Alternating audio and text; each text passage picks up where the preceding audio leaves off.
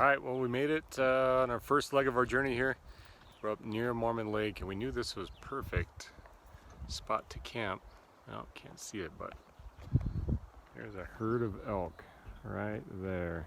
So we knew that this was our spot. So we're gonna get set up. Talk to you later.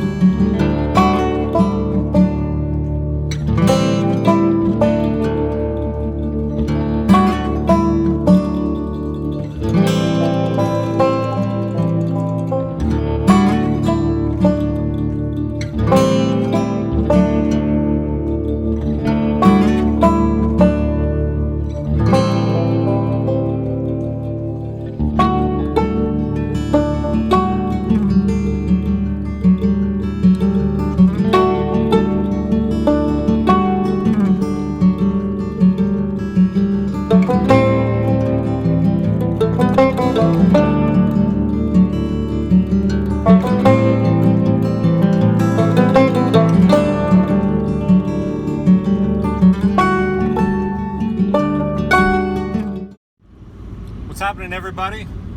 It's a beautiful Sunday here in Arizona. We spent a couple weeks here in Arizona, and the COVID thing has really made travel weird. You would have to tell you that. I know your whole life's probably weird right now, just like ours. But we spent a few days up in Mormon Lake, Arizona. What a beautiful area. Did a little bit of exploring. The weather was perfect. We even had to run the heater at night, so that's when you know you're in a good spot. So we are heading north. We are heading to Utah. We've got, per the GPS, about 5 hours, and first stop is going to be Zion. So one thing I learned on this trip, we've had this toy hauler for about a year, let's call it.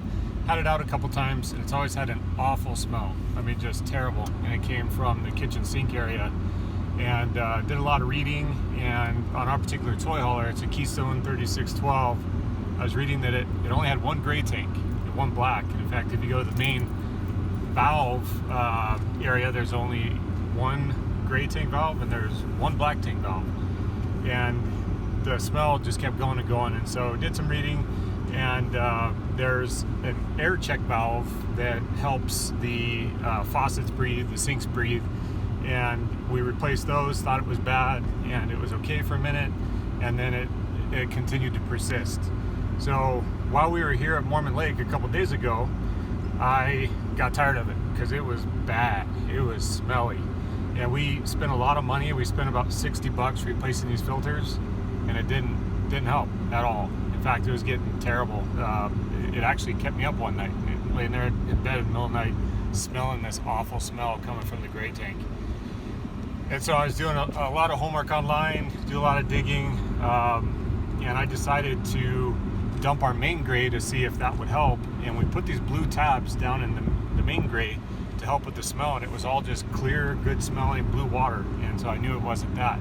And so I crawled underneath there, and I was looking at all the plumbing, and I see what looks like a little valve, the square valve, and then I just see threads where maybe a handle was there one day. And I was like, no way. And this particular place had full hookups, so I was already hooked up to the sewer system. So I grabbed some channel locks, pulled that out, and sure enough, about, I don't know, it felt like 1 million gallons of the worst smelling gray tank liquid evacuated our toy hauler. And so I learned about that. Along those lines, the reason it was smelling so bad inside the RV is probably because it was so full for so long. I mean, we've been using this thing in the sink, you know, since we got it about a year ago. I had no idea it needed to be emptied. It was probably full when I picked it up. And if not, we filled it up pretty quick. And so what had happened is the neck where the ABS comes down and connects to the tank had cracked. And so that's why the smell was coming in. So anyway, we got some caulk around that. Smells awesome, but that's one thing and one valuable lesson I learned. One thing I've learned during this trip is not to take my sister's blankets.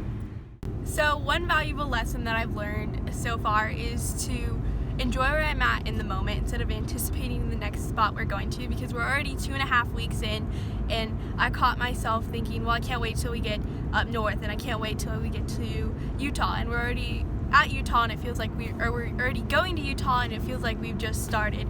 So I definitely am still learning and have learned to enjoy where I am right now. What I learned is to make friends with neighbors and play with them and play with them going fishing, and that's it. What I've learned is not to bring a lot of stuff. What I've learned in the last 3 weeks is that you're never too old to pursue a dream or live out a dream. We've been talking about this for many years and planned it for the last year, and it's just exciting to see it come to life.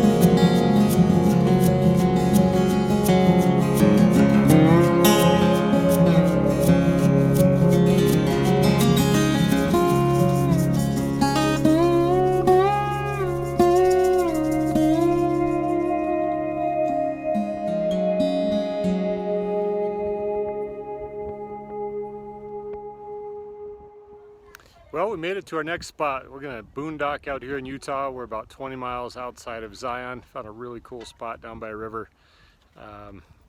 These folks were gracious enough to let us camp with them.